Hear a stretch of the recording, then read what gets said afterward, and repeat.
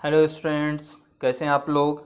आज हम लोग जिस टॉपिक की बात करने जा रहे हैं वो इलेक्ट्रिकल इक्विपमेंट है। कौन से इलेक्ट्रिकल इक्विपमेंट, जिस इक्विपमेंट को हम सब स्टेशन के अंदर यूज़ करते हैं।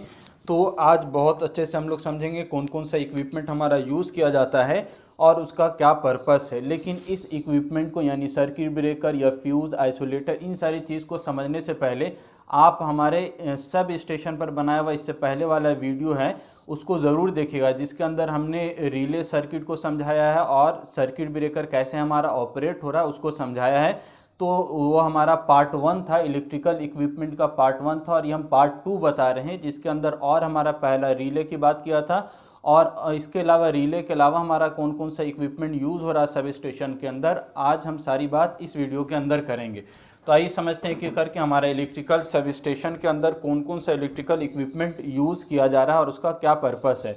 तो हमने जो पहला इक्विपमेंट बात किया है वो सर्किट ब्रेकर की बात किया है। सर्किट ब्रेकर जो हमारा क्या है, ये एक हमारा प्रोटेक्टिंग डिवाइस है जो हमारा इलेक्ट्रिकल सिस्टम को या हमारे पावर सिस्टम को या इलेक्ट्रिकल इक्विपमेंट को प्रोटेक्ट करने का बचाने का काम करते हैं। इसीलिए हम लोग इसको प्रोटेक्टिंग डिवाइस भी कहते हैं, यानी ये प्रोटेक्शन प्रोवाइड करता है हमारे सिस्टम को।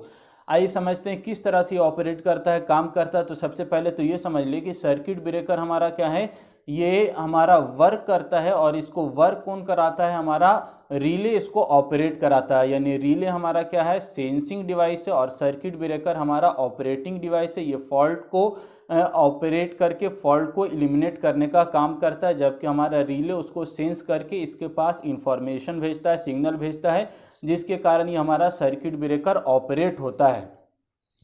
तो ये एक प्रकार का हमारा स्विच है, जिस स्विच के माध्यम से हम लोग सर्किट को ब्रेक कर देते हैं। आप घर के अंदर भी देखा होगा, नॉर्मल स्विच लगा हुआ होता है। अब स्विच को ऑपरेट कराते हैं तो क्या होता है, सर्किट ओपन हो जाता है और आपका फैन या बल्ब बंद हो जाता है। तो आप उसको भी सिंपली सर्किट ब्रेकर बोल सकते हैं। लेकिन अभी जो इस सर्किट ब्रेकर की बात कर रहे हैं ये स्पेशल टाइप का सर्किट ब्रेकर है, यानी इस सर्किट ब्रेकर के अंदर कुछ और खास बात है। क्या खास बात है कि ये सर्किट ब्रेकर हमारा ऑपरेट जो करेगा वो नॉर्मल कंडीशन में भी आप इसको ऑपरेट करा सकते हैं, काम करा सकते हैं इससे, यानी सर्किट को ब्रेक करा सकते हैं। दूसरा, अब नॉर्मल कंडीशन या फॉल्टी कंडीशन में ये काम करेगा। ये इसका इंपॉर्टेंट विशेषता है कि ये हमारा सर्किट ब्रेकर फॉल्टी कंडीशन के अंदर ऑपरेट करता है और ये ऑटोमेटिकली ऑपरेट करता है, यानी रिले सेंस करके इसको हमारा सिग्नल भेजेगा, जिसके कारण ये ऑटोमेटिकली ऑपरेट हो जाएगा और हमारा फॉल्ट को एलिमिनेट कर देगा, हेल्दी सेक्शन को अलग और फॉल्टी सेक्शन को अलग कर देगा। यानी ये हमारा नॉर्मल भी इसको ऑपरेट आप करा सकते हैं या ऑटोमेटिकली ये फॉल्ट की स्थिति में काम कर सकता है, या आप इसको रिमोट कंट्रोल के माध्यम से भी सर्किट ब्रेकर को ऑपरेट करा सकते हैं। आइए समझते हैं सर्किट ब्रेकर के बारे में थोड़ा सा, क्या क्या ये किस तरह से ऑपरेट हो रहा है। तो सर्किट ब्रेकर के अंदर हमारा दो कॉन्टैक्ट होता है, एक को हम फिक्स्ड कॉन्टैक्ट कहते हैं और दूसरे को मूविंग कॉन्टैक्ट कहते हैं।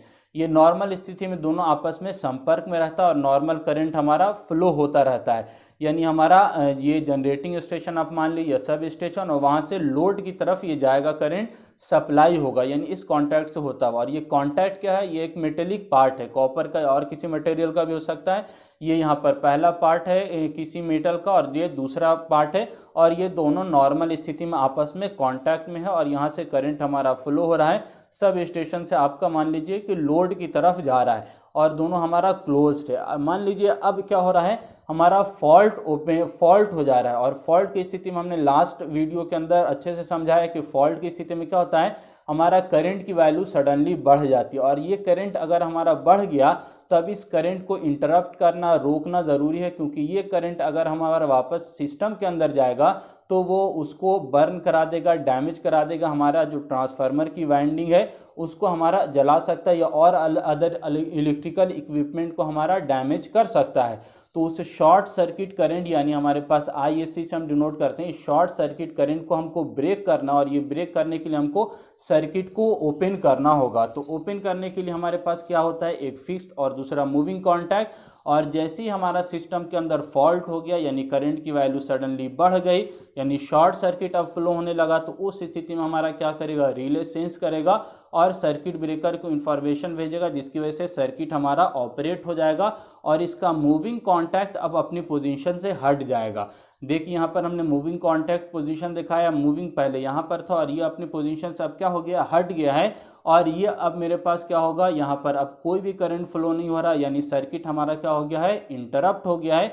अब फॉल्ट करंट ब्रेक हो गया, यानी सर्किट ब्रेकर ऑपरेट हो गया। अब हमारा फॉल्टी सेक्शन अलग हो जाएगा और हेल्दी सेक्शन अलग हो जाएगा, यानी अब हमारे पास फॉल्ट करंट से अब हमारा इलेक्ट्रिकल इक्विपमेंट को कोई डैमेज नहीं होगा। तो ये तो बहुत सिंपल चीज़ है सर्किट ब्रेकर के अंदर, यानी हमारा कॉन्टैक्ट ओपन होगा और सर्किट को ब्रेक कर देगा और फॉल्ट करंट हमारा इंटरप्ट हो जाएगा, रुक जाएगा। लेकिन अब इसके आगे थोड़ा सा इंटरेस्टिंग चीज़ है, इसको समझिए अब क्या होगा। हम लोग जो कह रहे हैं कॉन्टैक्ट जैसे ही ओपन हुआ करंट हमारा रुक गया, लेकिन प्रैक्टिकली ऐसा होता नहीं है। क्या होगा, जैसे ही हम इस कॉन्टैक्ट को ओपन किया, यानी ये अपनी जगह से पोजीशन से हटा, मूविंग कॉन्टैक्ट हट रहा है, तो इस स्थिति में क्या होता है, यहाँ पर जो हमारे पास एयर प्रेजेंट होगा, ये एयर क्या हो जाता है, आयोनाइज्ड हो जाता है, यानी चार्ज हो जाएगा। इस बीच का जैसे ही यहाँ से हटा, अब चूंकि ये हमारा कौन सा करंट था, ये सर्किट ब्रेकर कब ऑपरेट हो रहा है, शॉर्ट सर्किट की स्थिति में हमारा ऑपरेट हुआ है, यानी यहाँ पर करंट की वैल्यू बहुत ज़्यादा फ्लो हो रही थी और उस फ्लो होने की स्थिति में ISC short circuit current flow होने की स्थिति में हमने क्या किया है, कॉन्टैक्ट को हटाया है, यानी करंट की वैल्यू उस समय बहुत ज़्यादा थी, जिसके कारण जब इसको ऑपरेट आप करा रहे हैं, अलग कर रहे हैं, हटा रहे हैं, तो ये बीच का मीडियम क्या हो जाएगा, आयोनाइज्ड हो जाएगा, इसका आयनीकरण होगा और यहाँ पर एक हमारे पास एक आर्क प्रोड्यूस हो जाएगा। ये जो आयोनाइजेशन है एयर का, इसी को हम लोग आर्क कहते हैं, यानी एक चिंगारी, एक स्पार्क प्रोड्यूस हो जाएगा और यहाँ पर से हमारा बीच का जो मीडियम है वो एक तरह से फेलवर हो जाएगा। इसी को हम लोग क्या कहते हैं, आर्क फॉर्मेशन कहते हैं, यानी यहाँ पर एक आर्क फॉर्म हो गया। अब ये बहुत बड़ा प्रॉब्लम क्रिएट करता है सर्किट ब्रेकर के अंदर, यानी कि आप सर्किट को ओपन कर चुके हैं, यानी सर्किट ओपन होने के बाद भी आपका कुछ ना कुछ करंट क्या हो रहा है, पास हो रहा है, और ये हमारा यानी फुल्ली तौर से हमारा सर्किट ब्रेकर ऑपरेट, यानी कॉन्टैक्ट ओपन होने के बाद भी हमारा करंट अभी तक इंटरप्ट नहीं हो पाया है। अब इसी आर्क को, चिंगारी को हम लोग को क्या करना है, बुझाना है, ख़त्म करना है, और इसी आर्क के बुझाने को जो प्रोसेस होता है उसी को हम क्या कहते हैं, आर्क क्वेंचिंग कहते हैं। क्वेंचिंग का मतलब बुझाना होता है। अगर आप पानी पी रहे हैं, प्यास बुझ रहा है, तो आप थर्स्ट क्वेंचिंग कह सकते हैं, यानी प्यास बुझ गया। या आर्क क्वेंचिंग को आप एक्सटिंक्शन भी कह सकते हैं, यानी आर्क को बुझाना। तो हम क्या करना है, अब हमारे पास मेन टारगेट सर्किट ब्रेकर के अंदर क्या होता है कि हमको किसी तरह से भी इस आर्क को बुझाना होता है, और इसी आर्क को बुझाने के लिए हम लोग अलग अलग मेथड अप्लाई करते हैं। कभी हम लोग यहाँ पर ऑयल रख देंगे, तेल रख देंगे, जिसकी वजह से क्या होगा, हमारा ऑयल कूल ठंडा होता है और ये इसको कूल ठंडा कर देगा, जिसकी वजह से आर्क बुझ जाएगा और हम आर्क क्वेंचिंग कर पाएंगे। ये हमारे पास दूसरा, हम लोग बहुत हाई प्रेशर के साथ एयर यहाँ पर कॉम्पैक्ट कर देंगे, जिसके कारण भी आपका आर्क क्या हो सकता है, बुझ जाएगा। या आप वैक्यूम क्रिएट कर देंगे, यानी एयर को यहाँ से हटा देंगे तो भी आपको क्या हो जाएगा, यानी बीच का पार्टिकल, जब एयर है ही नहीं तो आयनाइज्ड भी नहीं होगा। तो अलग अलग मेथड हो सकता है जिससे हम लोग क्या कर सकते हैं, इस आर्क को बुझा सकते हैं, यानी आर्क क्वेंचिंग कर सकते हैं। और इसी आर्क क्वेंचिंग के मेथड के हिसाब से, यानी आर्क को बुझाने का आपने क्या व्यवस्था किया हुआ है, उसी के आधार पर हम लोग सर्किट ब्रेकर को बांटते हैं। और जहाँ पर केवल एयर है, यानी स्मॉलर रेटिंग है, छोटे रेटिंग के लिए, जैसे हमारे घर के पास लगा हुआ, तो यहाँ पर अगर कोई मीडियम नहीं है, ऑयल नहीं है, या हमारे पास वैक्यूम नहीं है, तो भी कोई दिक्कत नहीं, हमको लोअर रेटिंग के लिए हमारा ये सर्किट ब्रेकर काम कर जाता है। यानी हमारे पास इस तरह का आर्क फॉर्मेशन लोअर रेटिंग में नहीं होगा। ये आर्क फॉर्मेशन कहाँ पर, बहुत हाइयर रेटिंग की बात कर रहे हैं। तो हमारे घर के पास जो सर्किट ब्रेकर लगा होता है, इसको हम क्या कहते हैं, MCB कहते हैं। MCB का फुल फॉर्म क्या हुआ, मिनिएचर सर्किट ब्रेकर, यानी सर्किट ब्रेकर तो है लेकिन मिनिएचर कहने का अर्थ क्या हुआ, छोटा सर्किट ब्रेकर। मिनिएचर कहते हैं छोटे को, यानी ये सर्किट ब्रेकर बहुत छोटा सर्किट ब्रेकर होता है जो लोअर रेटिंग के लिए प्रीफर किया जाता है, और यहाँ पर इस तरह का कोई आर्क फॉर्मेशन नहीं होगा, और बीच का जो मीडियम होता है यहाँ पर एयर होता है। तो ये MCB हमारा मिनिएचर सर्किट ब्रेकर जो घर के अंदर लोअर रेटिंग के लिए हम यूज़ करते हैं। या इसी तरह से ELC भी होता है, अर्थ लीकेज सर्किट ब्रेकर, यानी अर्थ फॉल्ट कहीं कहीं पर हो जाता है, लीकेज करंट, तो उसको ब्रेक करने के लिए वाला सर्किट ब्रेकर हम लोग यूज़ करते हैं। ये बहुत छोटे रेटिंग की ये सब सर्किट ब्रेकर, MCB, ELCB, इसी तरह और भी बहुत सारा हमारा छोटे रेटिंग की सर्किट ब्रेकर होती है। लेकिन मेन जो सब स्टेशन के सर्किट ब्रेकर यूज़ होता है ये हमारा ऑयल सर्किट ब्रेकर यूज़ होता है। यानी बीच में आर्क को बुझाने के लिए आप क्या यूज़ कर रहे हैं, ऑयल का यूज़ कर रहे हैं। ऑयल को यूज़ करके आप आर्क को बुझा रहे हैं, तो ये सर्किट ब्रेकर क्या कहलाएगा, ऑयल सर्किट ब्रेकर कहलाएगा। और एबीसी सर्किट ब्रेकर क्या है, एयर ब्लास्ट सर्किट ब्रेकर। यानी यहाँ पर आर्क को बुझाने के लिए आपने क्या किया है, आर्क को बुझाने के लिए एयर को कॉम्पैक्ट कर दिया, बहुत सारे एयर एक जगह पर कॉम्पैक्ट जमा कर दिए, एकत्रित और हाई प्रेशर के साथ किया, जिसकी वजह से आर्क बुझ जाएगा। नेक्स्ट आपका वैक्यूम सर्किट ब्रेकर, यानी आपने एयर को यहाँ से एलिमिनेट कर दिया, हटा दिया, पार्टिकल्स को हटा दिया है, तो आप चार्ज यानी ये आपका आर्क प्रोड्यूस नहीं होगा, तो ये आपका वैक्यूम सर्किट ब्रेकर। इसी तरह सबसे जो बढ़िया ये सर्किट ब्रेकर होता है, जो सबसे हायर रेटिंग के लिए यूज़ किया जाता है, यानी 220 kV या उससे भी एबव अगर रेटिंग है सब स्टेशन के अंदर, तो आपका यही SF6 सर्किट ब्रेकर यूज़ किया जाएगा। यानी सल्फर हेक्साफ्लोराइड आपका गैस है, और इस गैस के अंदर बहुत अच्छी आइसोलेटिंग प्रॉपर्टी होती है, इसकी आपका डाइलेक्ट्रिक स्ट्रेंथ बहुत हाई होता है। इस गैस को हम लोग क्या करते हैं, इस आर्क को बुझाने के लिए इसका उपयोग किया जाता है, और ये बहुत हायर रेटिंग के लिए प्रीफर किया जाता है। तो आप देख रहे होंगे कि different type of circuit breaker हो सकता है, यानी वोल्टेज के रेटिंग के आधार पर हम लोग क्या कर सकते हैं, अलग अलग जगह पर सर्किट ब्रेकर हम लोग यूज़ कर सकते हैं। और इसके अंदर भी फर्दर क्लासिफिकेशन, यानी ऑयल सर्किट ब्रेकर के अंदर भी आपका लो रेटिंग का, हाई रेटिंग का है, तो बहुत टाइप है सर्किट ब्रेकर। ये अपने आप में सर्किट ब्रेकर एक बहुत बड़ा टॉपिक है, और ये मेनली तौर से आपको स्विच गियर प्रोटेक्शन यानी नेक्स्ट सेमेस्टर के अंदर पढ़ना है। तो ये सर्किट ब्रेकर से रिलेटेड बात हो गया। नेक्स्ट आपका बहुत सिंपल चीज़, फ्यूज़, जो आप लोग घर में देखते हैं लगा हुआ होता है। फ्यूज़ भी आपका क्या है, एक प्रोटेक्टिंग डिवाइस है, लेकिन सर्किट ब्रेकर और फ्यूज़ में अंतर क्या है, सर्किट ब्रेकर आपका क्या हो जाएगा, इसको आपको ये ऑटोमेटिकली भी ऑपरेट होगा, और दूसरा आपको बार बार रिप्लेस करने की आवश्यकता नहीं, यानी फॉल्ट हो गया तो ऑपरेट हो गया। अब ऐसा नहीं कि अब दूसरा सर्किट ब्रेकर लगाना है, उस वही सर्किट ब्रेकर आपका फिर से काम करेगा। लेकिन फ्यूज़ के साथ क्या प्रॉब्लम है, फ्यूज़ अगर मेल्ट हो गया तो आपको फिर रिप्लेस करना होगा और दूसरा फ्यूज़ लगाना होगा। तो ये फ्यूज़ आपका क्या है, एक सिंपल मेटल होता है, जिसको आप इलेक्ट्रिकल सर्किट के अंदर लगा देते हैं। यदि आपकी करंट की वैल्यू क्या हो जाए, बढ़ जाएगी, तो ये जो फ्यूज़ लगा हुआ है ये फ्यूज़ मेल्ट हो जाएगा। फ्यूज़ के अंदर एक खास बात क्या होती है कि फ्यूज़ के अंदर एक खास बात ये है कि फ्यूज़ का जो मेल्टिंग पॉइंट है ये ऑलवेज क्या रहता है, सर्किट जो आप यूज़ कर रहे हैं उस सर्किट के अंदर जो मेटल यूज़ हो रहा है या आपका वायर यूज़ हो रहा है, उस वायर से इस फ्यूज़ की मेल्टिंग पॉइंट ऑलवेज क्या होनी चाहिए, कम होनी चाहिए। यानी ऐसा नहीं कि आप हमारा इसकी रेटिंग बहुत ज़्यादा है और ये इसकी रेटिंग, आप फ्यूज़ की रेटिंग हाई कर दिया और ये कम हो गया, यानी फ्यूज़ आपका बचा रह जाएगा और बाकी घर का सारा उपकरण जल जाएगा यदि इसकी रेटिंग हाई कर देंगे तो।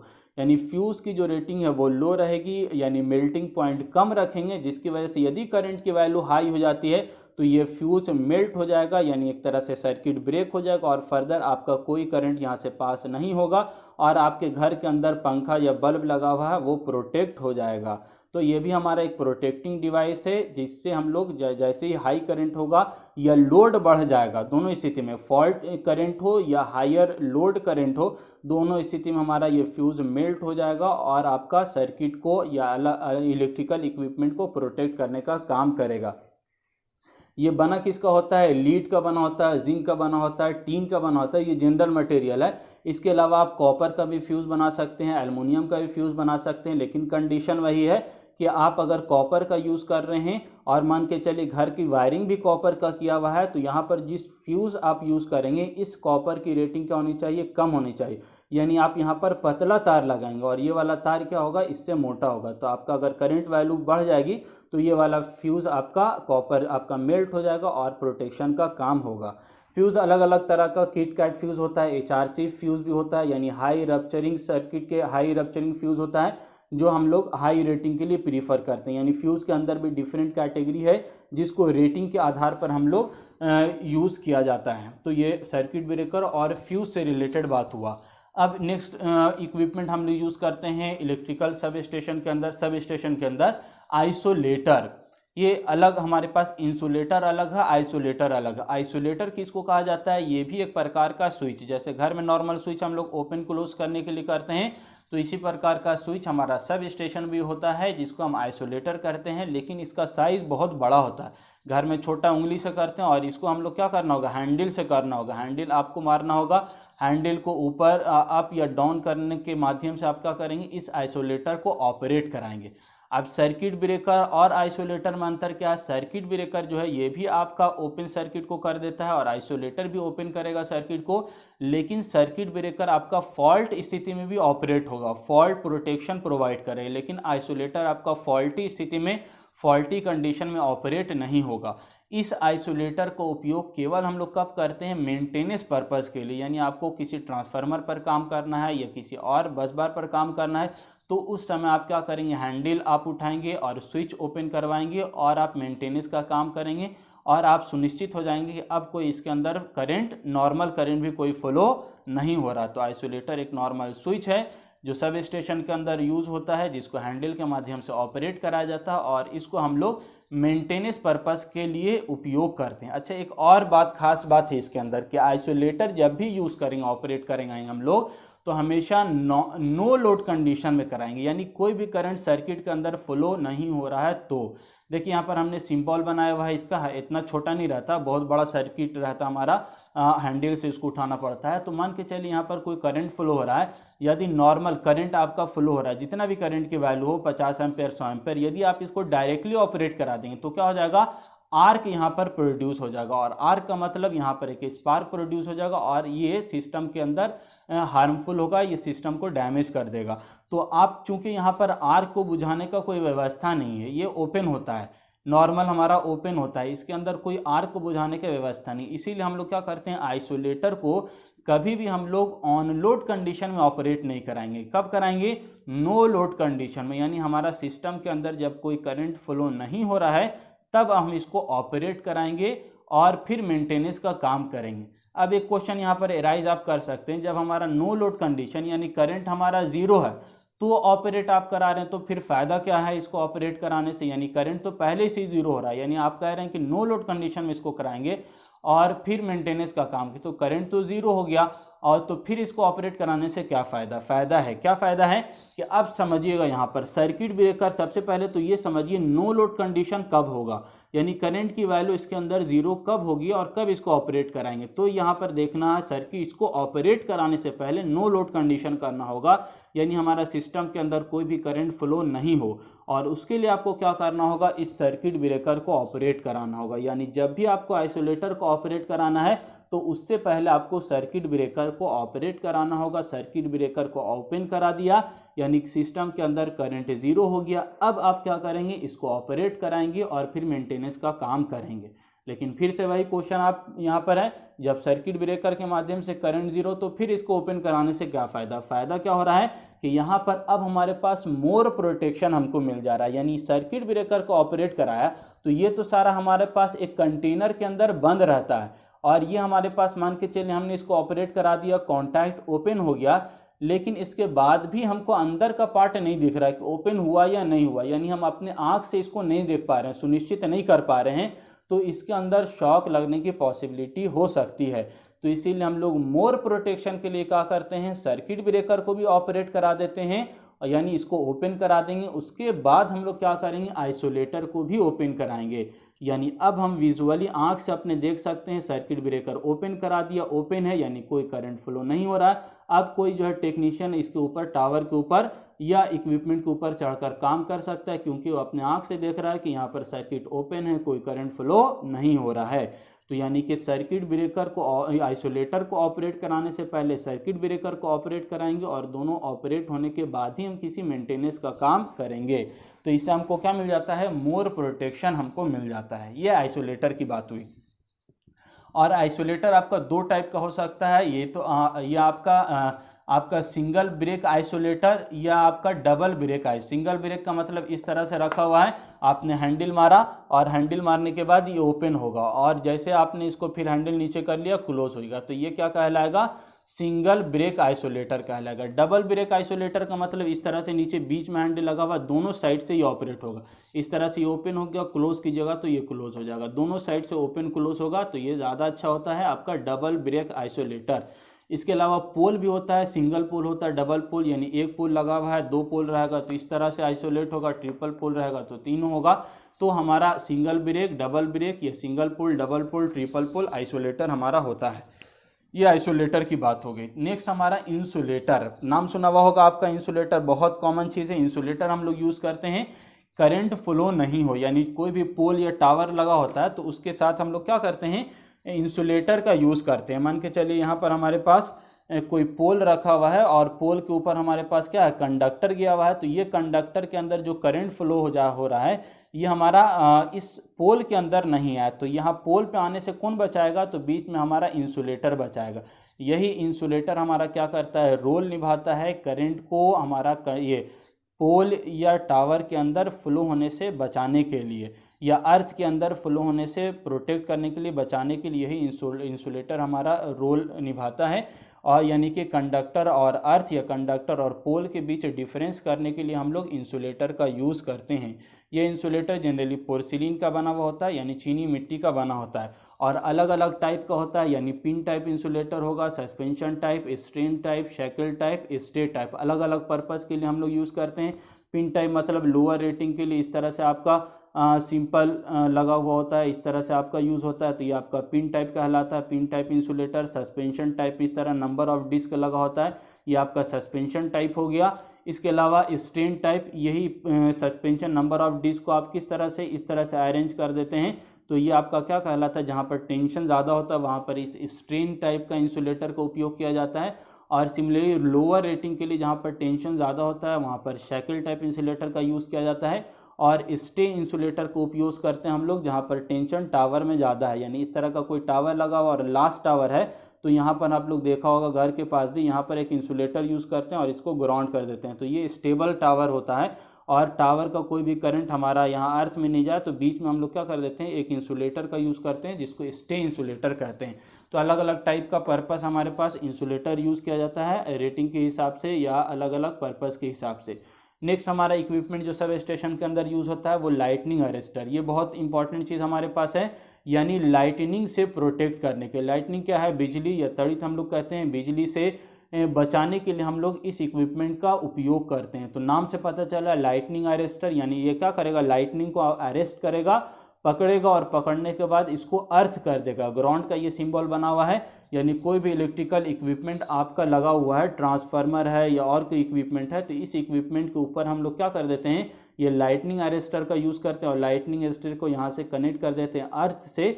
तो अब हमारे पास कोई लाइटनिंग आएगा, बिजली आएगा, तो ये पहले इस इक्विपमेंट के अंदर आएगा और यहाँ से आने के बाद अर्थ ग्राउंड हो जाएगा और ये आपका जो इक्विपमेंट है वो प्रोटेक्ट हो जाएगा, बच जाएगा और हमारा लाइटनिंग का कोई भी प्रभाव इस पर नहीं पड़ेगा। तो लाइटनिंग को अरेस्ट करने के लिए हम लोग लाइटनिंग अरेस्टर का यूज़ करते हैं, जो लाइटनिंग को अरेस्ट करके अर्थ में यानी ग्राउंड कर देता है। इसमें बीच में स्पार्क ये हमारा स्पेस होता है, गैप हम लोग रखते हैं और यह अलग से हम लोग नॉन लीनियर आपका रेसिस्टेंस लगाया जाता है। इसका अलग से कंस्ट्रक्शन भी आपको स्विच गियर प्रोटेक्शन के अंदर डिटेल में पढ़ना है लाइटनिंग अरेस्टर का। नेक्स्ट आपको जो इक्विपमेंट यूज़ हो रहा है सब स्टेशन के अंदर वो कैपेसिटर बैंक है। ये भी एक बहुत बड़ा टॉपिक है अपने आप में, यानी इस कैपेसिटर बैंक का हम उपयोग क्यों करते हैं, पावर फैक्टर को इम्प्रूव करने के लिए। और आप अब क्वेश्चन कर सकते हैं पावर फैक्टर को क्यों इम्प्रूव करना है, तो ये अपने आप में टॉपिक है कि हमारा पावर फैक्टर अगर लो होगा तो हमारा क्या क्या सिस्टम के अंदर डिसएडवांटेज हमको मिलेगा। एक डिसएडवांटेज आपको हम यहाँ पर बता देते हैं, जैसे हमारा पावर फैक्टर का फॉर्मूला यानी पावर का हमारे पास फॉर्मूला एसी सर्किट के अंदर क्या होता है, P = VI cos φ, यानी अगर हम I का फॉर्मूला यहाँ से निकाल दें और ये इस तरह से हम लिख लें तो हमारे पास फॉर्मूला I के टर्म में यहाँ से अब मान के चलिए पावर कांस्टेंट और वोल्टेज कांस्टेंट आप मान लीजिए, और यहाँ से देखिए हमारा करंट का और पावर फैक्टर के रिलेशन क्या है, इन्वर्सली रिलेशन है। यानी आपका पावर फैक्टर अगर लोअर होगा तो सिस्टम के अंदर करंट की वैल्यू क्या हो जाएगी, हाई हो जाएगी, और जैसे ही करंट हाई होगा तो आपको मालूम है करंट हाई होगा तो आपका I² R लॉसेज बढ़ जाएगा, वोल्टेज ड्रॉप IR ड्रॉप बढ़ जाएगा, इफिशिएंसी घट जाएगी, रेगुलेशन पुअर हो जाएगा, बहुत सारा प्रॉब्लम क्रिएट होगा। तो इसीलिए हम लोग क्या करते हैं, सिस्टम को रिसीविंग इन पर चूंकि बहुत सारा इंडक्टिव लोड लगा होता है जहां पर हमारे करंट की वैल्यू लैग करती है, तो इसी लैगिंग पावर फैक्टर को इम्प्रूव कराने के लिए हम लोग क्या करते हैं, कैपेसिटर बैंक को लगाते हैं जो लीडिंग करंट प्रोड्यूस करता है और हमारा पावर फैक्टर इम्प्रूव होता है। तो पावर फैक्टर को इम्प्रूव कराने के लिए हम लोग कैपेसिटर बैंक का उपयोग करते हैं, यानी नंबर ऑफ कैपेसिटर कनेक्ट होगा आपस में सीरीज या पैरेलल में, और उसकी सहायता से हम लोग पावर फैक्टर को इम्प्रूव करेंगे। इसके अलावा कैपेसिटर बैंक के अंदर और भी बहुत सारा टॉपिक, हमारा रिएक्टिव पावर क्या है, अपेरेंट पावर क्या है, एक्टिव पावर क्या है, ये सब समय मिलेगा तो किसी और लेक्चर के अंदर हम लोग बात करेंगे। तो अभी सिर्फ इतना समझ लिए, हम लोग पावर फैक्टर को इम्प्रूव कराने के लिए हम लोग कैपेसिटर बैंक का उपयोग करते हैं। लास्ट इक्विपमेंट आपका बैटरी है, यानी इसेंशियल आपको सर्विस के लिए, मान के चलिए सब स्टेशन में हमारा इक्विपमेंट ख़राब हो गया है या और हमारा सप्लाई नहीं आ रही है, तो इमरजेंसी कंडीशन में आपका बैटरी काम करेगा। यह हो सकता है आपने सर्किट देखा होगा, इससे पहले वाले वीडियो में हमने बनाया हुआ है रिले का सर्किट। तो रिले सर्किट में यहाँ पर हमारा ट्रिप सर्किट दिखाया हुआ, और ट्रिप सर्किट के साथ हमारे पास इक्विपमेंट दिखाया है। तो ये बैटरी हमने दिखाया था यहाँ पर, यानी यही वाला बैटरी है जो हमारा रिले को ऑपरेट करा रहा है। तो हमारा कंट्रोलिंग जो इक्विपमेंट है उसको ऑपरेट कराने के लिए भी बैटरी का उपयोग किया जाता है। यह हमारे इमरजेंसी पर्पज़ के लिए या छोटे मोटे आपका लाइटिंग के लिए, आपका प्रकाश के लिए इस बैटरी का उपयोग किया जाता है। तो ये डिफरेंट इक्विपमेंट की हमने बात की जिसको सब स्टेशन के अंदर उपयोग किया जाता है। आई होप आपको ये सारा समझ में आया होगा। अगर हमारे इस चैनल पर नए हैं तो इसको सब्सक्राइब कर लीजिए, वीडियो को लाइक कीजिए और अपने फ्रेंड को शेयर कीजिए। Thank you.